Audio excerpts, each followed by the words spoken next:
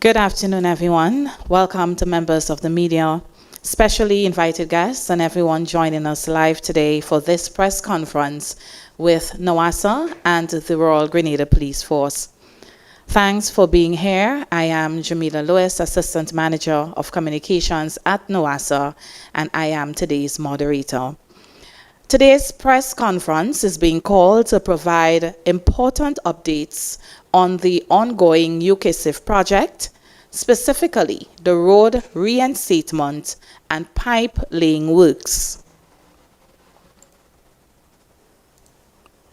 and the temporary traffic arrangements that will take effect as these works intensify.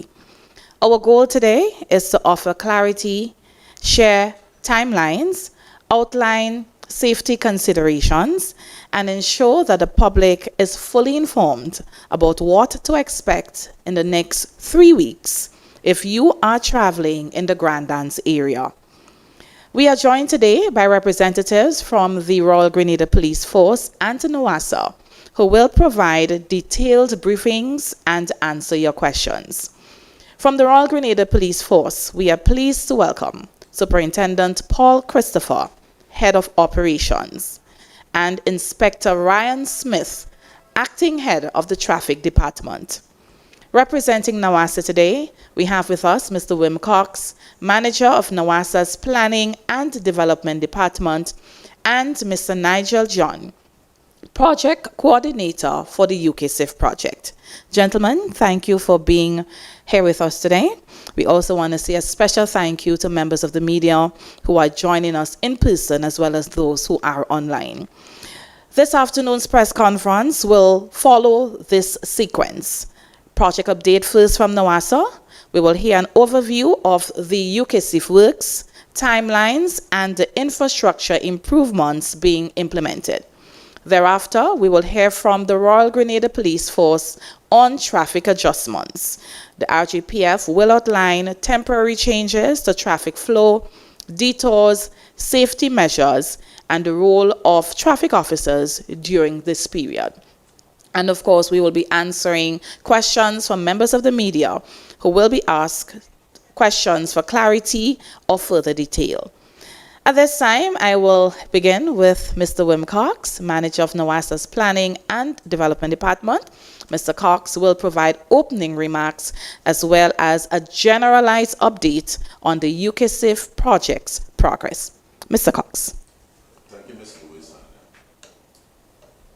Thank you, Mr. Lewis, and special good evening to the media and the listening public. Always a pleasure, of course, when we could update the nation and what is happening. The UKSIF project has been ongoing now from an implementation stage, physical implementation from July.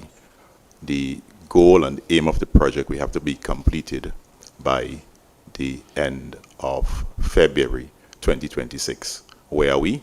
We are well on the way to completion. There are some delays here and there with some of our procurements. Hopefully we're able to mitigate those issues and have the project completed on time. The UKSIF project spans Lot 1 and Lot 2.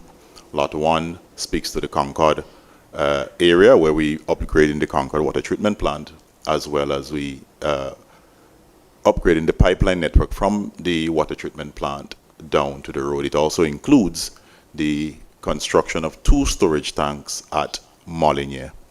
Lot 2 is where all of the conversation is going to happen this afternoon, is the south of the island, where we're improving the infrastructure from Sendell Tunnel all the way to Sandals. So with that, I'll allow the conversation to proceed, and Engineer John would give the details of what's happening with the project.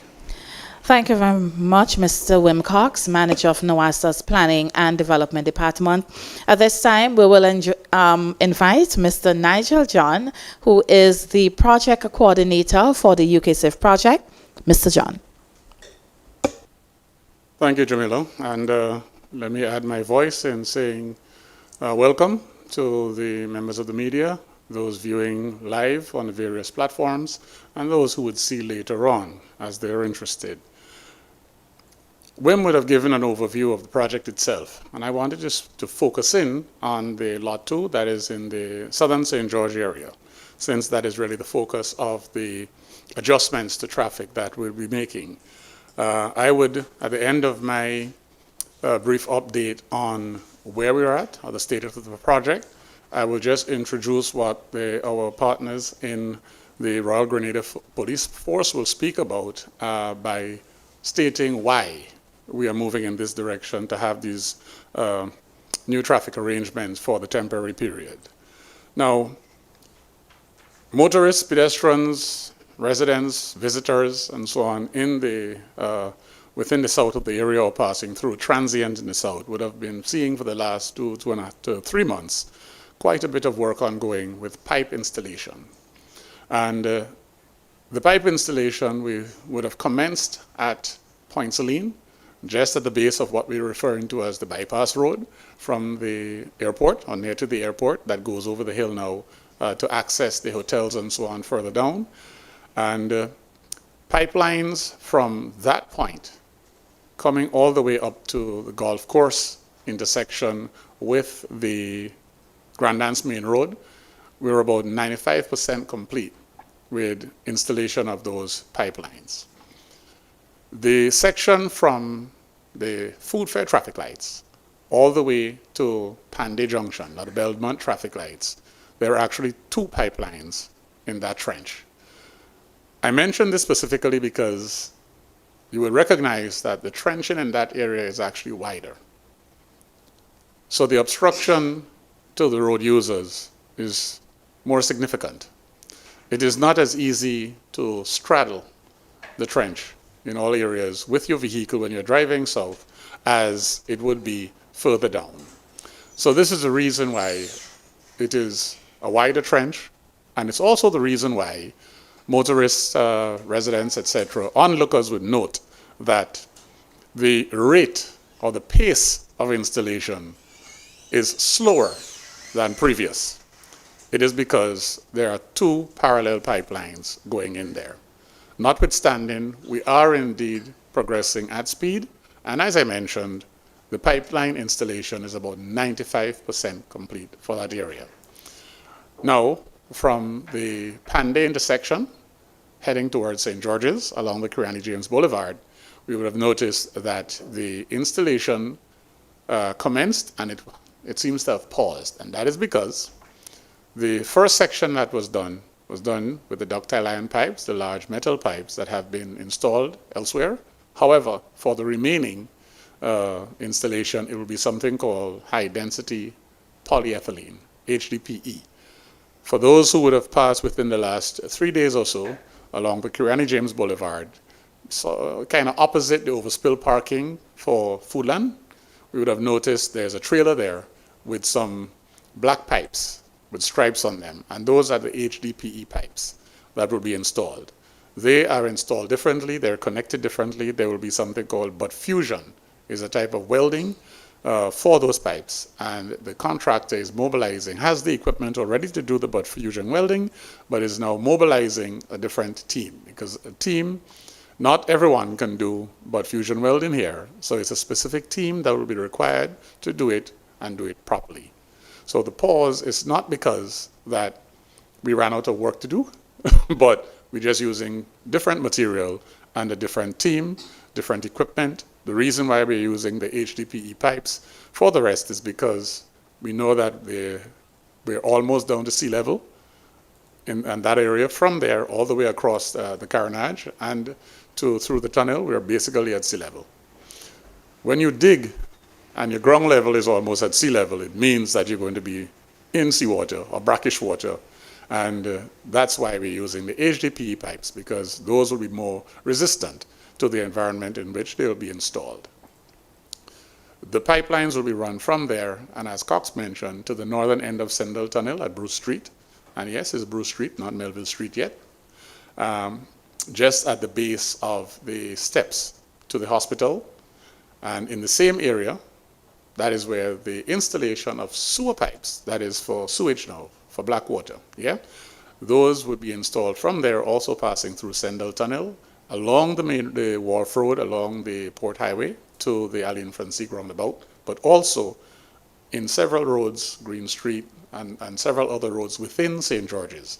The intention is to make sure that we upgrade those lines to increase the capacity to carry, as well as to replace worn and dated infrastructure. Some of the sewer pipes in St. George's are over 80 years old, going up on 100, so they're grand pipes, yeah? And many don't have the carrying capacity because of deposition over the decades. So we're taking the opportunity in this project to upgrade that infrastructure, and whilst we're doing the sewer pipes, we're also improving the lift stations. The most popular or well-known lift station that persons would see would be the one at the hard courts on the Carronage by Lotto, or if passers-by never noticed it, the next time you're going from the Carronage through the hard courts, just look on the right-hand side, and that is actually a sewage lift station. And the other one is really at the base, right at the base of the steps to the hospital. That one is easier to notice, yeah? So we'll be upgrading by putting in new generators and new pumps to have higher capacity and better efficiency.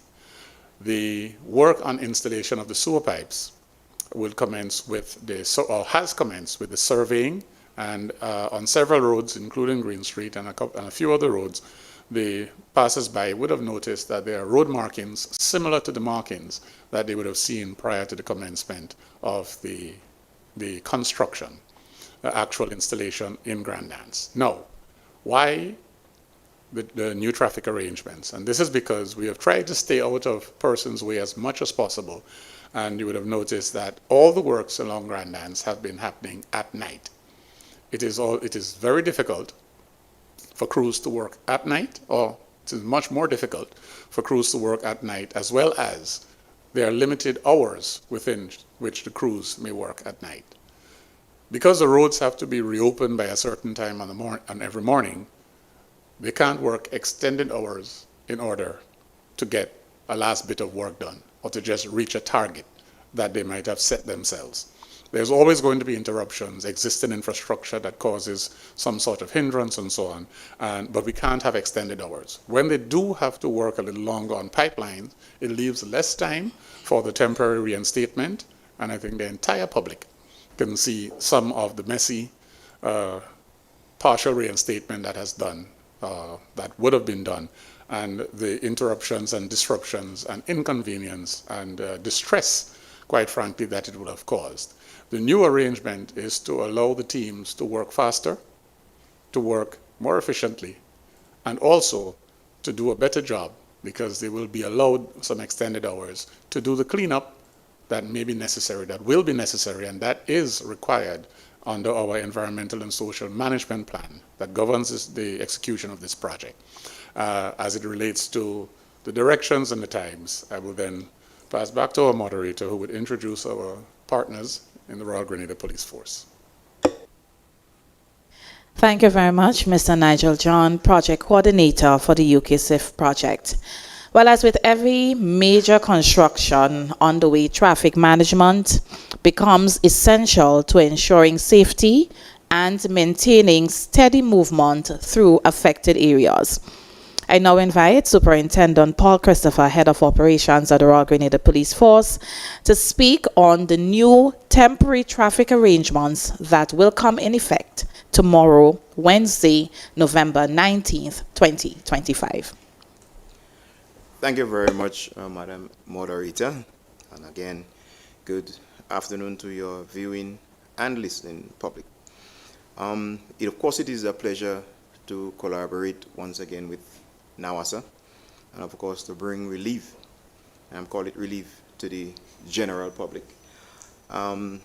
Yes, up front there may be some adverse activities, but of course down the line, at the end of the day, it is of course relief for all and sundry. So again, it is a pleasure to be working and collaborating with an entity like you. Now, this project of course hinges heavily on the smooth flow of traffic throughout the state. The Royal Grenada Police Force is responsible for traffic management throughout. And so when we speak of the traffic, this flow of traffic within the state, everyone is impacted. Commuters, and they come from everywhere. Down Grand Anse side, if you recognize, there are persons coming from the north of the country, the east, and also the west. And so it is important that the RGPF do what it has to do, what is available to it to ensure the best and smooth flowing of traffic within the state. Now, we're cognizant of what is happening in the next month or two, let's say the Christmas season. We definitely know that this season is approaching, and this project needs to be speedily completed. And so the project definitely have the traffic to return to normalcy in the quickest possible time. It is imperative that that happens. Now, a number of things must be considered. Productivity, people's livelihood, transportation, and everything else that hinges around movements and traffic. Now, I just want to add here that in terms of our considerations, we are also looking at the movements of emergency vehicles, and that is key. So our fire, our fire transports, the ambulance, and other emergency. I mean, people have their personal emergency. Those things were taken into consideration, and we decided to put the best plan that we can, what is available, the routes what is available, in order to get those emergency vehicles moving from point A to point B. They will be monitored, of course. We also look at persons traveling. You ought to adjust your time. Persons traveling to MBIA and other business places right throughout. We have commuters, etc. So you have to adjust your time and understand what is happening within the south of our island. Therefore, your cooperation, your patience, and understanding is of utmost importance during this temporary traffic arrangements. We will continue to impress upon you where that is concerned. It definitely will be a bigger nightmare if these arrangements are to be pushed into the middle of December. And so definitely we know what would happen during December. The traffic nightmare will be worsened. And hence the reason why we are asking you to be tolerant in that regard. I just want to touch on this this important topic here, road rage. This is something that in the midst of all what is happening, as we beg persons to cooperate and have patience. We want persons to be courteous, be reasonable, with your turn, show compassion, and we will get through this together in a timely manner. The RGPF will be working with you. Inspector Smith, my colleague here, will be giving you the details of all the traffic arrangements, the direction that traffic flows, and so on. So you will get to your location in a safe and the quickest possible time with the situation at hand. Thank you. Thank you very much, Superintendent Paul Christopher, Head of Operations at the Royal Grenada Police Force. Well, as the Superintendent mentioned, we do have Inspector Ryan Smith, who is the acting head of the Traffic Department, and Mr. Smith will now provide a more detailed breakdown of the detour routes. We know that there is going to be one way in some areas, and some of the enforcement measures that will accompany as we continue works under the... Thank you, Madam Moderator. Pleasant afternoon to the viewing and listening public. In the interest of facilitating the road reinstatement and pipe lane on the Grand Dance and the Kirani James Boulevard, the Traffic Department find that it was necessary to implement temporary traffic arrangements. Now, I just want to remind the general public before I get into the arrangement itself that the traffic arrangement that is existing on the Montu public road will remain in effect. And that is all vehicles traveling towards the sugar mill directions on morning from 7 to 9 will flow only in the direction of sugar mill. Also in the afternoon, between the hours of 3 p.m. and 6 p.m., vehicles will only be allowed to flow in the direction of the Food Fair Junction or Radisson Junction. Now, in terms of the traffic arrangements that will take effect on Wednesday, the 19th of November 2025 at 6 a.m., vehicles traveling along the Kirani James Boulevard and the Grandlands Public Road will only be allowed to flow in the direction of the International Airport. So that will be one way in the direction of the International Airport. Traffic flowing in a southern direction, that is in the direction of the Tongue of St. George's, on reaching the Food Fair Junction, that is the junction where the Montu Public Road intersects with the Grandland Public Road, will only be allowed to make a right turn onto the Montu Public Road and take the first left, that is into Callan Park along the Gulf Coast Public Road. On reaching the intersection with Cafe Public Road, vehicles can make a right turn and exit onto the Springs Public Road. Vehicles that is desirous of traveling straight ahead, that is in the direction of Jangle, would flow into the direction of the Springs Public Road as well as onto the Belmont Public Road. Now, all roads that adjoin the Grandlands Public Road and also the Kirani James Public Road, vehicles that exiting those roads will only be allowed to make a left turn. So that means vehicle can only flow in a southern direction, that is in the direction of the International Airport. Also will be effecting no parking along the Grandlands Valley Public Road. We also want the general public to also know that the Grandlands the Grandlands Valley Public Road, Woodlands Public Road, and the Springs Public Road will be two-way, so vehicles will be allowed to flow in both directions.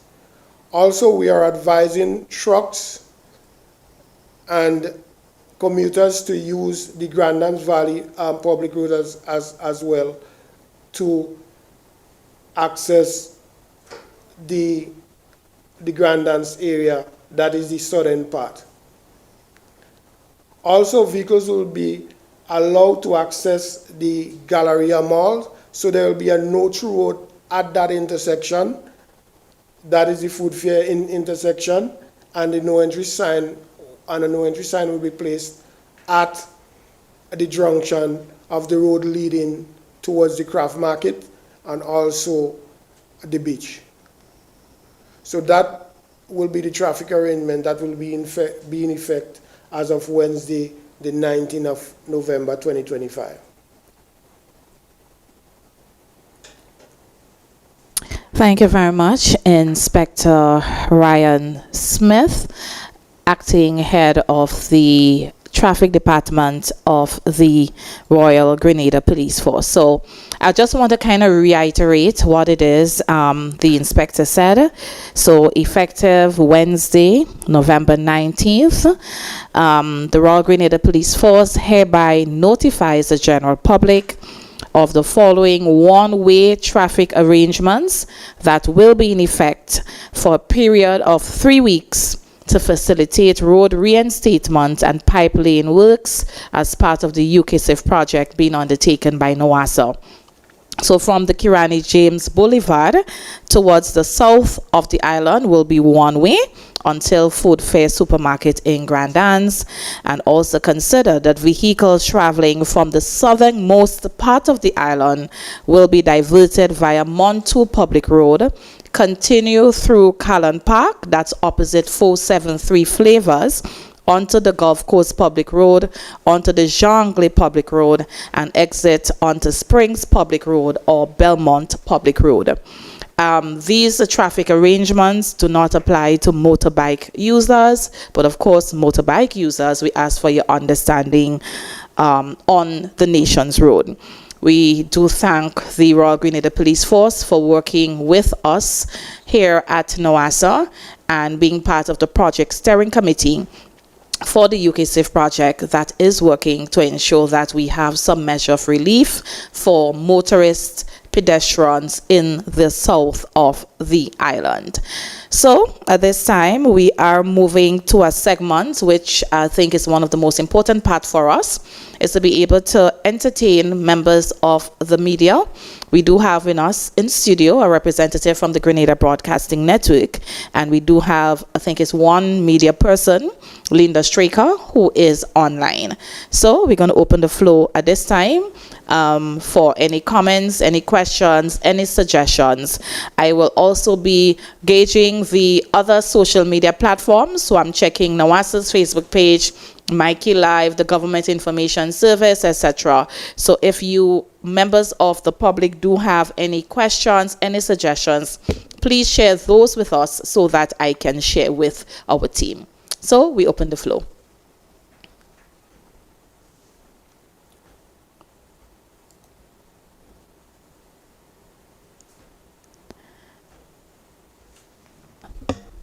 Bernadette Cornell, do you have any questions for our team?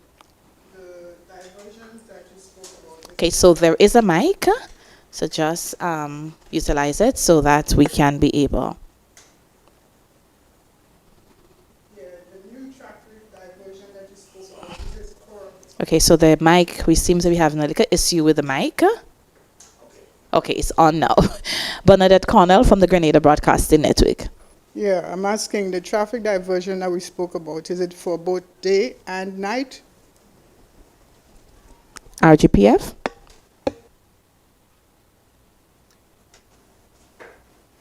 Yes, that arrangement will be for day and night. And let me just add here, as the project continues to run, there will be some adjustments.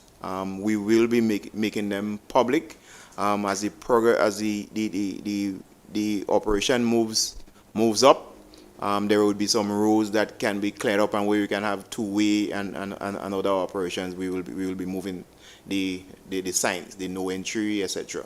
So yes, it will be day and night, and hence the reason why they really want to speed up the activities so we can get rid of this adverse road effects before the big Christmas season and more traffic on the road. So yes, it will be day and night. If I may add to the superintendent's comments, one of the reasons why we would want to maintain it at night is for the safety part of it.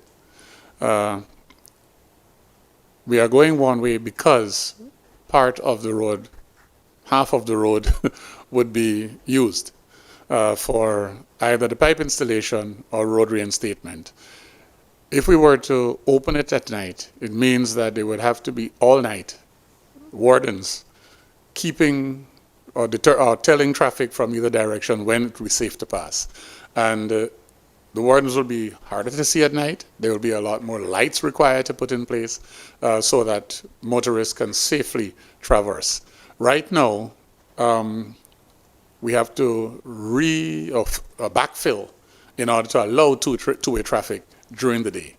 And that is part, when I was mentioning earlier on, that's part of the issue we're having where there's a rush very often by the teams to try to backfill and try to make it a little bit passable to allow. And what we would not want to do is have our teams go beyond making it, for instance, safe so someone doesn't, say, fall in to a trench overnight or something like that, because pedestrians are not prohibited from passing. But we don't want to delay the work by having to, at the end of every day, still go through that process that we're suffering with now, having to do a comprehensive reinstatement to allow traffic to be traveling both directions at night. At night, it's even going to be more dangerous because they're less likely to see anything that may be left partially done or somewhat undone. So this is the reason why, until we completed a certain area, the one-way traffic shall remain in place. All right, we do have Linda Straker. Linda?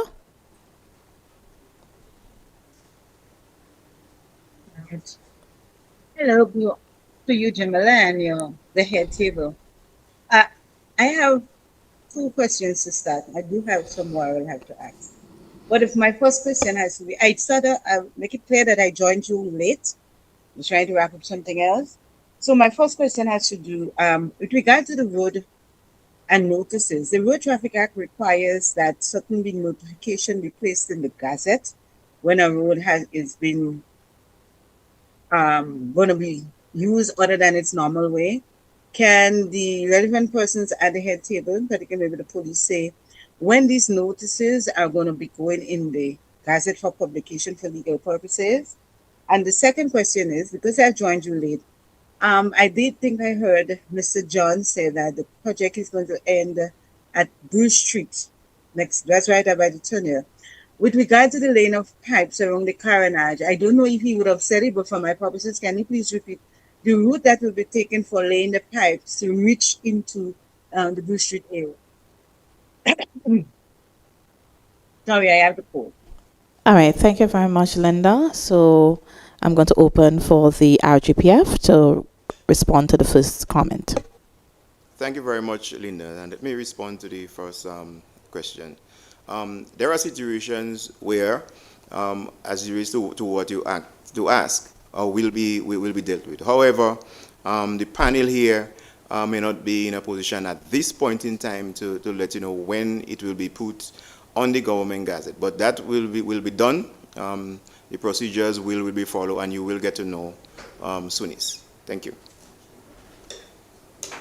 With respect to the route for the pipe laying, for the transmission mains, they will be following the main road. So along Kirani James Boulevard heading to town, it will be along the Port Highway, the Wharf Road, and then through Sendal Tunnel. I think the little street is Moncton. So along Moncton, which is between the library and Hubbard's, and then across through Sendal Tunnel to the southern end of Bruce Street. As it relates to the sewer pipes, that is for conveying sewage, wastewater pipes, they would also have those pipes along those roads, as well as on a number of streets and within St. George's, not all of St. George's, but Green Street, Young, Scott, H.A. Blaze, and part of Lucas along within St. George's. Can I ask a follow-up? Sure, Linda, go ahead. The carnage itself has there have been reports of one, it will be affected by sea level rise. We see what happens with them when there is high tide, and the whole structure of the carnage are some undermining work to be done to strengthen that area. What would that project do to ensure that the pipes are not affected negatively so if work has to be done there in the future, you do not have to go and remove and replace? What work we're doing for the protection of those pipes? Because I think the carnage is listed as one of those areas that work has to be done with regard to stabilizing that area.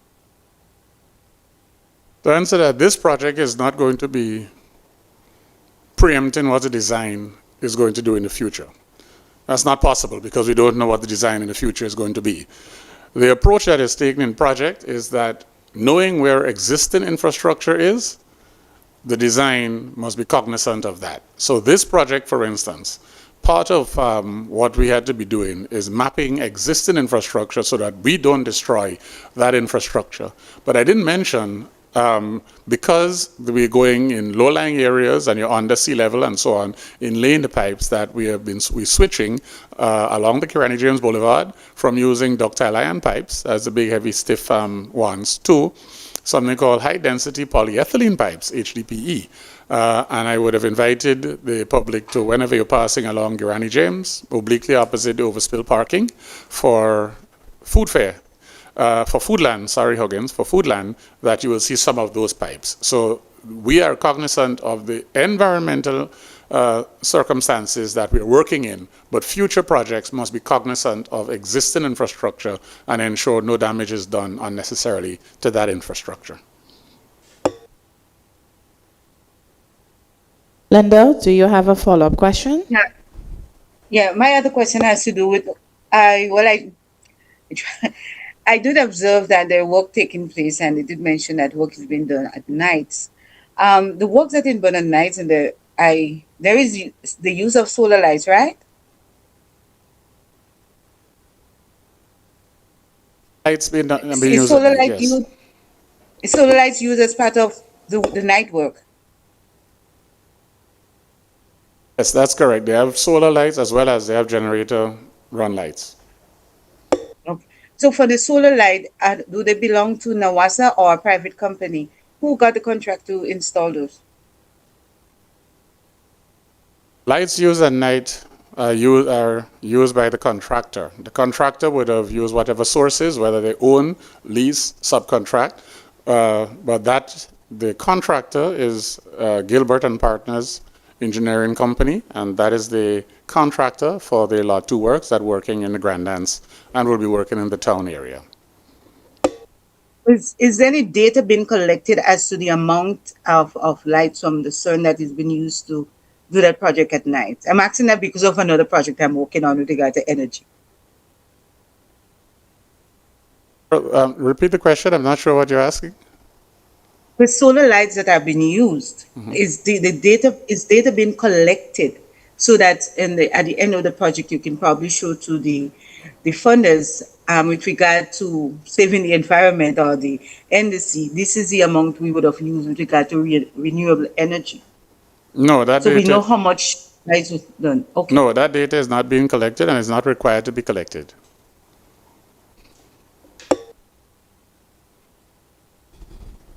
I give it to my other colleague. Okay, thank you very much, Linda. Bernadette, do you have another follow-up question or you're okay?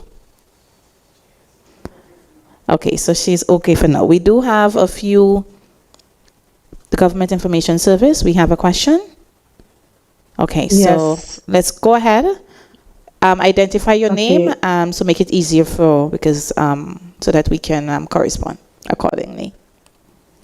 Definitely. Good afternoon, Jamila, and to your head table. Abigail McIntyre, GIS.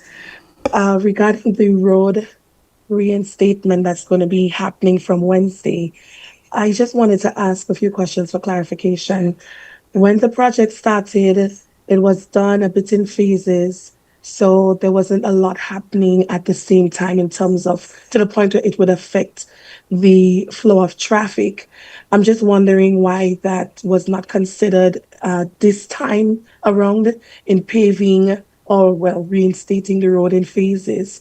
And just for clarification, my second question would be, is it that, okay, the road reinstatement work is going to be happening from this hour to this hour per day, but the road still remains closed to, to just one-way traffic? Or is it that after a certain hour, a vehicle could move as they wish? Just to clarify that completely.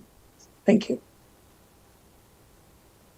Okay, I will speak to the doing the work in phases.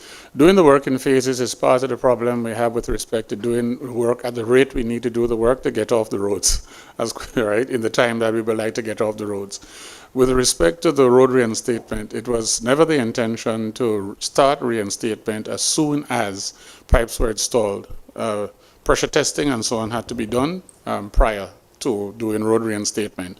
Where we're commencing the road reinstatement works at the food fair roundabout there, at the food fair traffic light, sorry, in Grandlands. Pressure testing has already been done and we're moving north.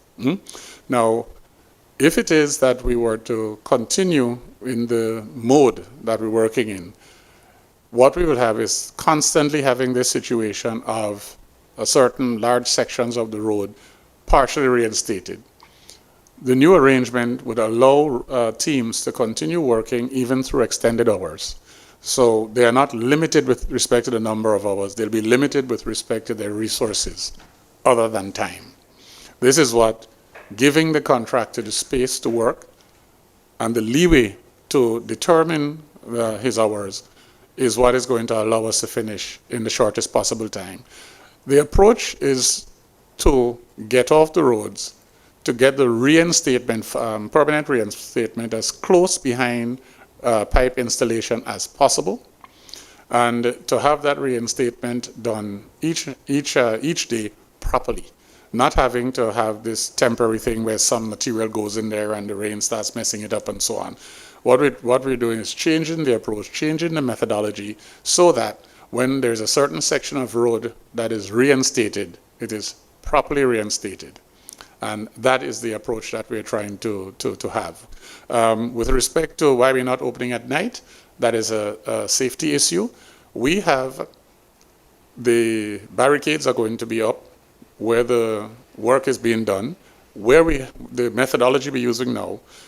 We have this temporary reinstatement that is happening in the morning, in a rush, to allow traffic to the full width of the carriageway so that it can be traveling in two directions. When we don't have that arrangement in place, we will not have the width of carriageway to allow traffic to move in two directions. This is why the one-way traffic will persist for the entire day, for 24 hours, for the period of time, but the area that is going to be designated as the length of roadway, as Superintendent Paul said, as the reinstatement proceeds northwards and there are opportunities for other side roads and connecting roads to be used, the area that is designated one way shall shift. So it'll be a moving target, for want of a better term, expression. Right, so Nigel, I'm gonna, Officer, you had to answer. I just wanted to kind of do a follow-up based on what Nigel was saying. But Okay, good. And Nigel did an excellent job, actually covered the both questions that she really asked. I mean, she was really asking about the day and night. And, yes. Nigel covered that very well. So I hope that she is satisfied with the response. All right, Linda, are you... Oh, Abigail, sorry, darling. Do you have another question? Okay, so while Abigail maybe gather her thoughts, there was a question online. Will there be proper signage posted for people who aren't familiar with the towed routes? Nigel?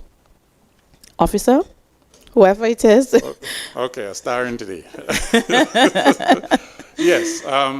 Well, there's more than just signage. What has actually been established is a traffic management task force understanding the relative importance of this traffic management, in particular the direct impact. And in addition to having the proper signage, in addition to having the notification, and I hope most persons would have seen that the Royal Grenada Police Force actually since yesterday put out the notification so that you could allow some advance notice to the public. All right.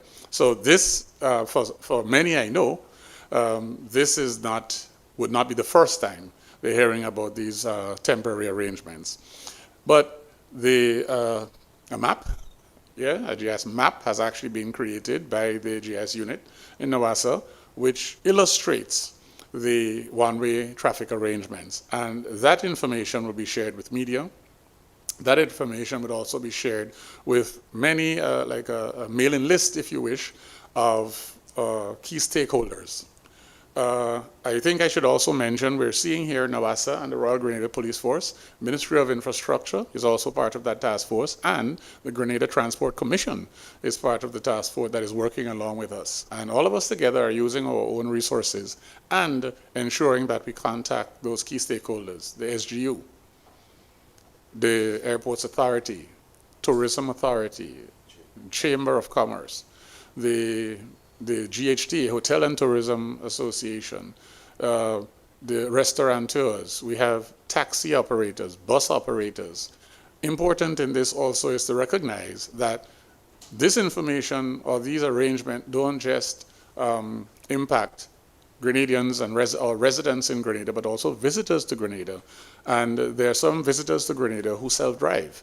Therefore, this information is going to be shared with the rental car agencies so that they can give to persons who are not familiar with Grenada. So the map actually not just showing the routes and the direction of flow, but also landmarks are captured to help persons who are looking at these maps orient themselves and understand where they need to go and how they need to get there safely. So signage and more. So signage plus that. All right, someone is asking, I guess the RGPF can answer. So will the Grandon's buses be passing Top Belmont Road or Springs Main Road? All right, thanks for that question. They will be passing the Springs Road, of course. So the Valley, Springs, onto St. George's. On the way to the south, of course, they will follow the one-way, if they wish, because of course, remember the Springs Road will definitely be two-way. So you can use your routes. Well, if the Grandon's route, they would use their route, but the other route is also open, Springs, etc. But that is the route that they will be using. You can see there's a follow-up question. So the people that live around the Stones and Silver Sand area, where do we have to go to get bus to go to town? Right. So the buses will be actually going, they should be going around. They're actually going to be going around. They go down the route to go down. They follow the route. They go down and then they go around. Because I think it will be difficult for the buses to go up Callan Park, of course. So they will have to go around. You go down on the route, Kirani James, down to the south, and you go around Springs and onto St. George's. Question for the RGPF, will Callan Park or Gulf Coast Main Road open to two-way traffic? No, that would be a one-way traffic. That traffic is moving north. So from the south of the island, if you are moving north, that is the route you will be using. You'll be in Callan Park, that's in the back of Food Fair, and you continue along Gulf Coast, go out to Cafe or Springs, as the case may be. So you'll be moving north. All right, so I'm just doing a check. I don't want to leave out anyone's question, but thus far I'm not seeing any more questions. There are no other media personnel online.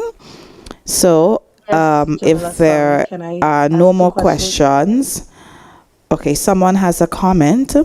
They said people don't mind the road and pipes being laid. What the public is asking for is a more suitable temporary solution, because that was not done and now you have to implement additional measures. So now residents, those who are using public transportation and those working in the hotel sector will have to join in the inconvenience. Abigail says she has two more questions. Abigail, you can go ahead. Thank you so much, Jamila, and thank you for accommodating my two questions. You are quite welcome. Thanks. The first one, will work continue on the other parts of the project heading into Townside, or will that be halted to ensure that the road reinstatement happens? That's one question. And the second question is, will there be police presence along certain routes where we know that there are problems with roadside parking? I know that the police mentioned before that roadside parking will not be permitted in certain areas, but we know how we are as a people. So I just want to know if there would be some sort of police presence at any point in time to ensure that this does not happen. That's all. Thank you.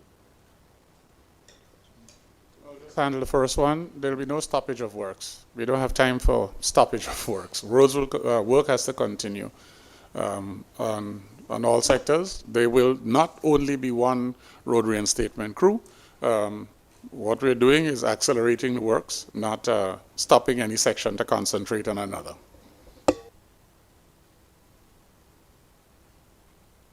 Yes, in terms of police presence, yes, there will be mobile and motorcycle patrol patrols in the area to ensure that the no parking is being enforced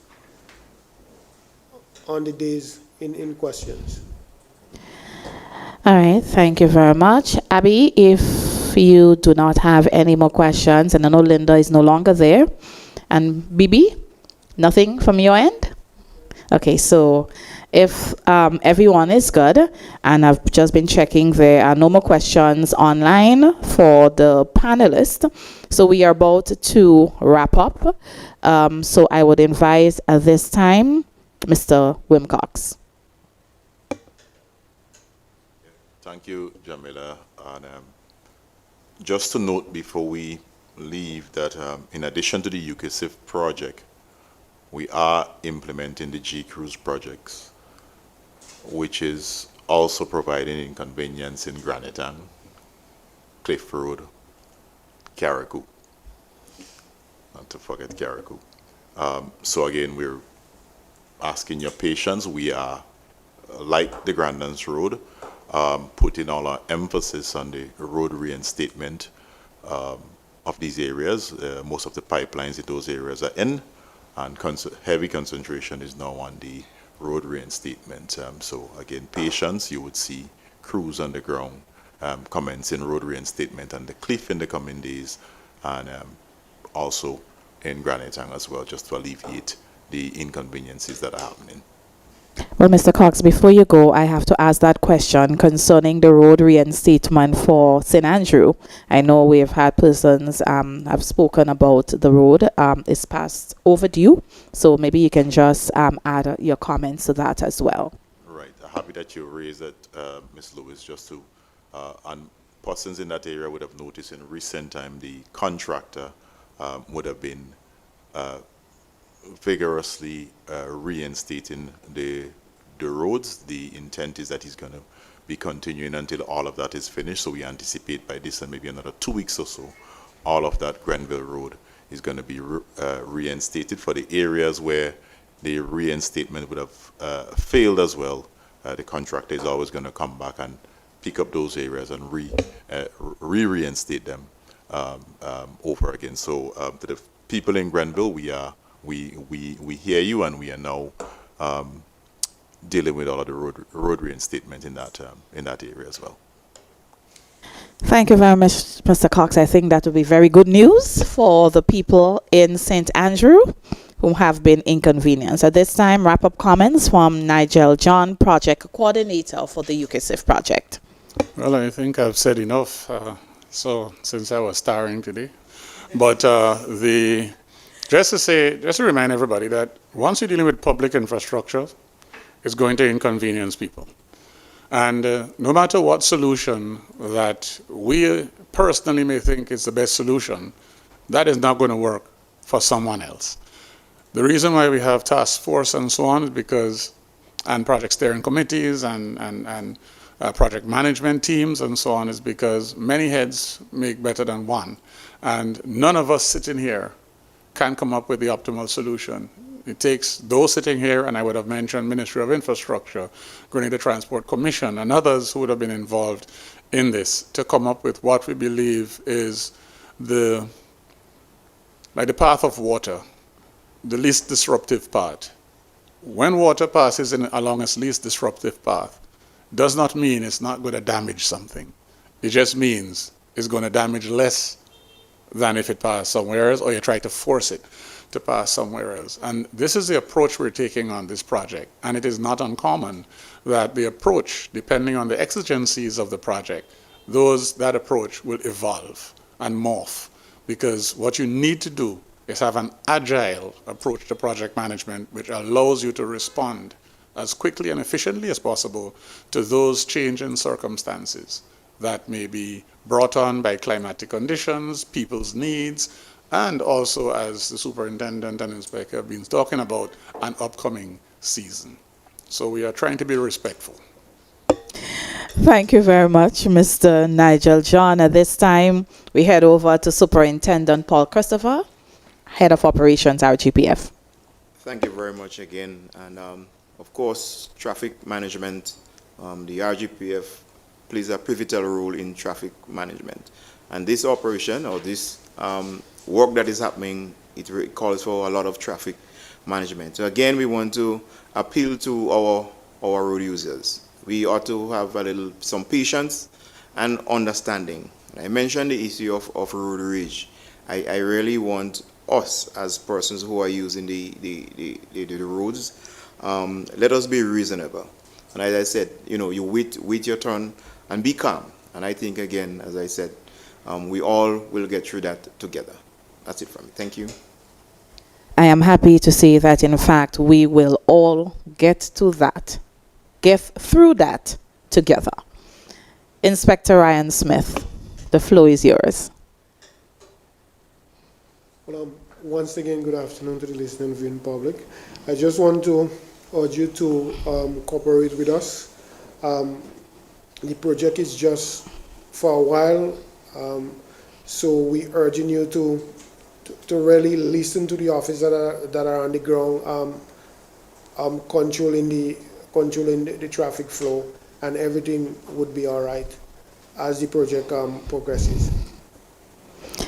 All right, thank you very much, Inspector Ryan Smith, Superintendent Paul Christopher, Project Coordinator Nigel John, Planning and Development Manager Mr. Wim Cox.